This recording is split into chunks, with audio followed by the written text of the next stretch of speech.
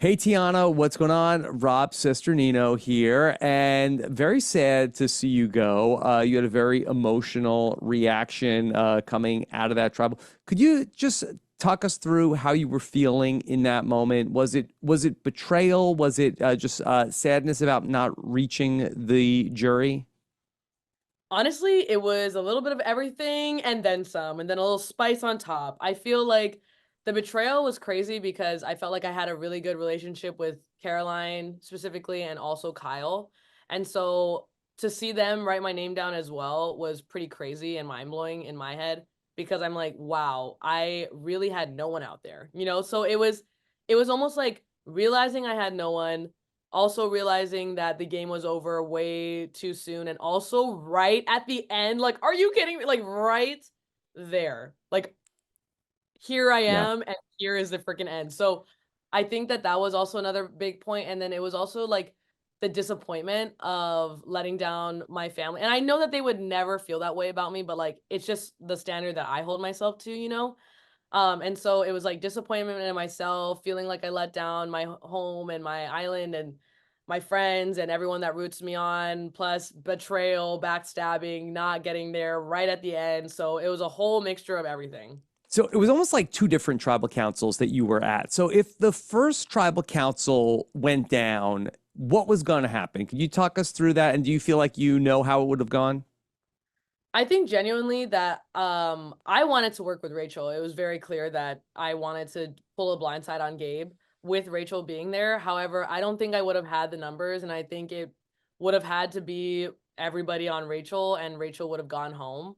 Unfortunately, which Were I will you die. voting for Rachel? You were going to go and write Rachel's name down? I honestly think in my head I was gonna probably write down a Tuku member so that the people who are watching know that I am out of Tuku. So like when we come back as five, like let's say Rachel went home, it was four on Rachel, one on Gabe or whatever, and I was the person that like kind of stepped back from it.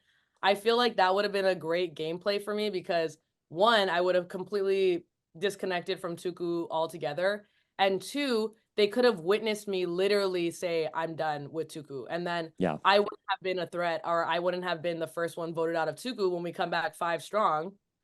I would have been, like, off the radar, so I wouldn't have voted for Rachel. I really think that she's an amazing player, and obviously I wanted to play with her, and so but I think that she would have gone home because I obviously couldn't get the numbers together. I was basically playing by myself. So Rachel leaves, and then, all these conversations start breaking out. Ultimately, when you go and vote, what are you hoping that is going to happen? Like, what was your ideal scenario for when Jeff counts the votes? My ideal scenario would have been that Kyle and Caroline voted for Gabe, and then we would have had the numbers, and then Gabe would have went home. At that time, I was suspecting that Sue had an idol because I was starting to slowly put together like she Yeah. had red, there's red, she might have an idol, and so I was kind of nervous that if she were to be playing the game super hard, she would have played the idol on Gabe to make sure that he for sure was safe. Wasn't the case. That happened, obviously. And so that is what my ideal scenario would have been. Yeah. Wait, can you talk a little bit about what it was like to have that audience there at that tribal council watching basically a Tuku pre-merge tribal council play out? Man, it was the weirdest thing ever because every single time that someone said something or Jeff asked someone a question and they're responding, I just am looking over to the other side, just being like, wonder what they're one like, what are they talking about over there? What are their thoughts? Like, and so it's almost like you want to be fully present in your technical tribal council that's going on, but you also want to look a little bit ahead and be like, oh, is anyone having too big of a reaction on the side? Like, is anyone feeling like they're leaning towards one person? Do they seem like they're resonating with what Gabe's saying? Do they feel like they're resonating with what Caroline's saying? Like, it's almost like you were doing three things at once. You were Yeah. worried about your own safety, you were worried about everybody else, and then you were worried about the like people who were safe. So, because you thought that you were going to go back there, or I thought I was going to go back. So it Yeah. is what it is, I guess. Yeah. Tiana, did you consider doing the shot in the dark at that tribal council? Honestly, no, because I thought genuinely that I had people that were going to go to bat for me and that were going to want to work with me. And so I really genuinely felt like Caroline was gonna have my back because literally that episode she like broke down to me and she was like, you would never write my name down, Tiyana, right? Like you would never do that for me. Like I would never write your name down. Like, and then she was crying and I was supporting her and I was saying, hey, no, I got you, like we're good. And so that kind of felt below the belt to me because I don't know why you cried to me when you could have cried to like people who were actually in your alliance, you know? So yeah, so I thought that we had that relationship, but like it was clear that we didn't. So Yeah. Tiana, we saw you talk on a number of occasions about how, Gabe was somebody that you didn't feel like you could work with in terms of some of the things that he was a maybe untrustworthy ally. What were some of the things that you saw that made you feel that way? yeah, well, first and foremost, once we got on the beach, he was the very one that was going off and searching for idols by completely by himself. And usually that's a huge red flag for everyone, but for some reason, because he corralled Sue so early, like it's almost like in Sue's eyes, Gabe could do no wrong and she was foreverly connected to him because he grabbed her from the jump. Like so him going off by himself, that was a huge red flag. I honestly did not feel good vibes, and I go strictly off of vibes when I first get to meet someone, obviously. So I was not really resonating with anything that like we were saying. We weren't really having good conversation. It seemed like he wasn't really open to having a alliance at all with me. So I was like, okay. And then also turns out I was right because by literally like the third day or something, he was already throwing my name out to Kyle and I didn't even throw his name out yet. Like I was just like, okay, like we're all kind of trying to stay like Tuku strong and I'm not really freaking out about it yet. And so my instinct was correct. However, I just didn't have numbers to do that, to All right. do anything really. Speaking of red flags, okay, I want to talk about Sue. And you were the one person that really was like getting very suspicious about it. That maybe might have been like somebody who could have revealed that information to other people. I know Caroline also figured it out. So, did you have any conversations with anybody else? Like, did you share this concern with any people about Sue and how what you saw?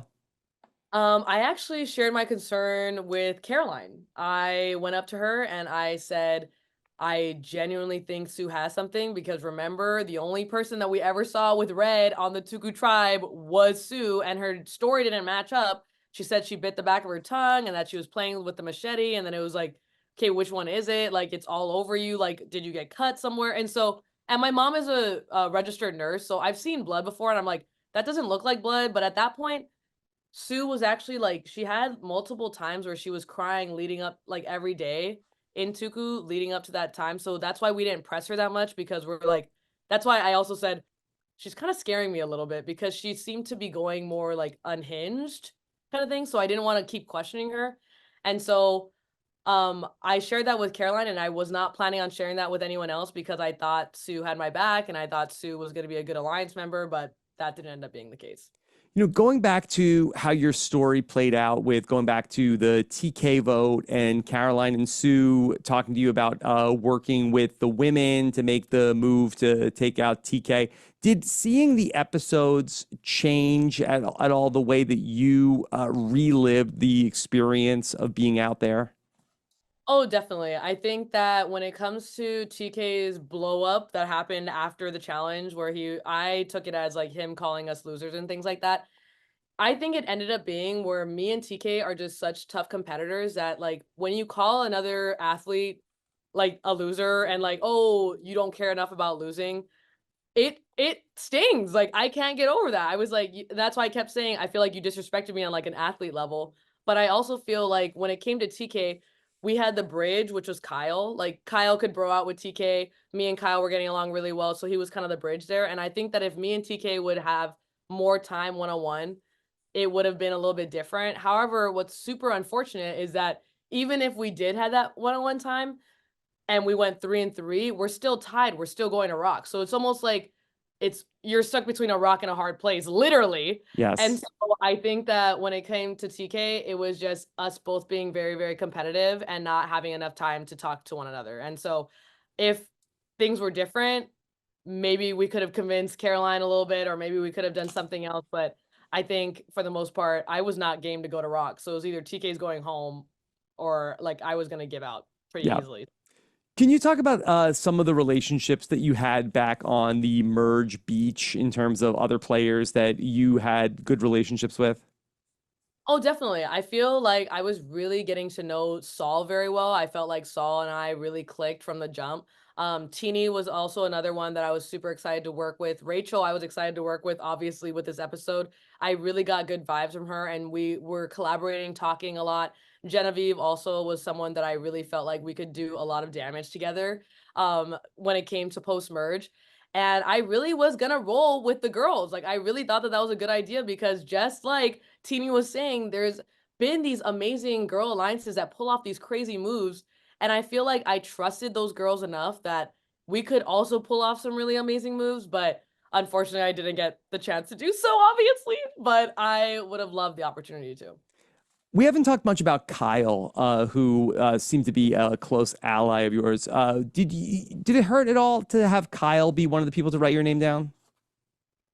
Absolutely. I think that Kyle did what was best for his game, and I think Caroline did too because, she was just doing the numbers and like she was going to lose like either two alliance members with Sue and Gabe or she was going to lose me. So it made sense. But with Kyle, I felt like the whole time I was constant like exactly what he said during our tribal council, like every time Tia's come back, her story checks out a million times over. Like she's constantly telling us the truth. And so I just think that Kyle, I was kind of disappointed that he wouldn't go to bat for me because I would go to bat for him. Like I was Yeah. gonna go to bat for both Caroline and Kyle. If it ever came down to writing their names down, I would have been a loyal alliance member. And so it seemed like I don't know, it seemed like a super sucky betrayal. Yeah. You were a big part of Rome going home last week because that Rome was telling all these stories to people. And as you saw in the episode, a lot of the stories actually were, factual. And then you said that doesn't sound like something Kyle would say. And then went back, and that really got the ball rolling in terms of sending Rome home. I mean, was that actually was there more than we saw in the episode? I think that the episode actually really covered it very, very well. I think that when it came to the Rome vote out, me and Kyle had such a good relationship that I did not think, and I was right because he did not throw my name out. It was Rome that threw my name out and kind of twisted Kyle's words around. And he was like, yeah, like Tiana has a good chance of winning too. But he took it as like Tiana's a big threat. Kyle said like throwing your name out or whatever. And so that's what I talked about in that episode when I was saying like my gut is feeling like uneasy because this doesn't make sense. And so I trust Kyle obviously way more than Rome. And when Saul, someone who I was really resonating with, said this is what Rome does. He causes chaos and just talks to everybody. It was almost like a done deal. I'm like, I need this guy out of here because he's gonna keep causing chaos and I can't even focus on who he's talking to at this point. Tiyana, is there anything else that you want the listeners to know about your time on Survivor? I think that my biggest takeaway and what I want listeners to know is that I'm really happy with how genuine I was and that was really me out there. I think that my facial expression showed everything, whether I was upset, happy, everything, shocked. I think that they really did a great job of capturing me as a person. And I also really want to quickly say that I never counted Sue out. I think she kept saying like everyone counts me out, thinks that I'm weak, but it's not because of her age. It was never because of her age or She's that only she was 45. she's for whatever reason she wanted to believe that she was 45. She's only 45. But it was just her behavior leading up to everything. Like it was a lot of breakdowns. It was a lot of she was sick in the shelter. And so it wasn't that I was counting her out because of her age. It was because I was counting her out because of her behavior. And Yeah. so I want that to be like crystal clear when it comes to my gameplay that I never wanted her to feel like it was because of her age. It was always because of what she was doing. So Yeah. Okay. Well, Tiyana, thank you for making some time. We talked to Katora last night on the podcast. She had some very nice things to say about you. She said that she had a connection with you at season 45 Ponderosa. Yeah, you always have the good vibes. Okay. She's amazing. I love Katura. No, thank you so much for having me. I really appreciate it. Thanks, Tiyana. All the best. Okay, take care. Happy Halloween. Happy Halloween. Go. Happy Halloween. All right. Bye.